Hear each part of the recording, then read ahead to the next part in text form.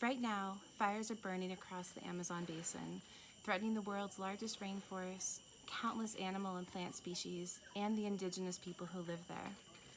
But what is really happening? Satellite imagery and maps can tell us part of the story, but not the whole story. To understand what's really happening with the Amazon fires, we need to hear voices from the ground. When we combine the satellite data with indigenous voices, we can see what's truly happening. That these aren't accidents caused by climate change, but intentionally set by people trying to colonize indigenous land and cut down rainforests to turn into agricultural plots. I'm interested in how satellite data combines with local knowledge to support the people who are on the front lines of defending the planet's most biodiverse ecosystems for the rest of us. Through our partnerships at Digital Democracy, we are working directly with these frontline defenders, learning how they are using maps generated from the ground up to tell a complete story of what is happening. New technologies are making this increasingly possible, but the risks are high when tools are designed without ethical considerations for how the data will be used and managed. After all, mapping is a powerful tool that was used for centuries to take land away from people. I'm interested in the reverse.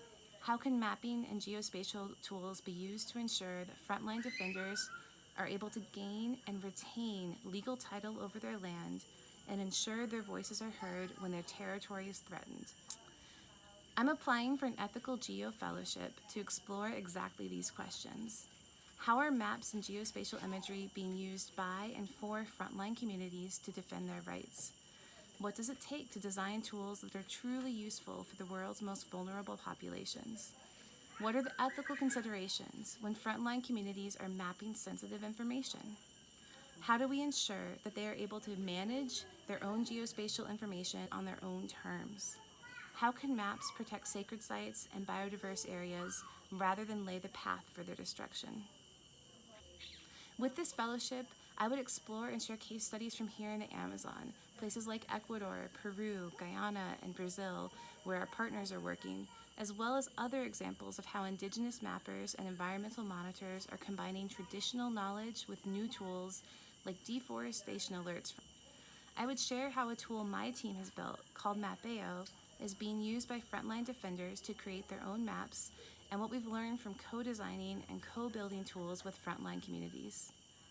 In a time when all of humanity is facing the shared crisis of climate change, I would explore and advocate for the best practices to empower frontline communities to make maps from the ground up and combine local wisdom with satellite and drone imagery.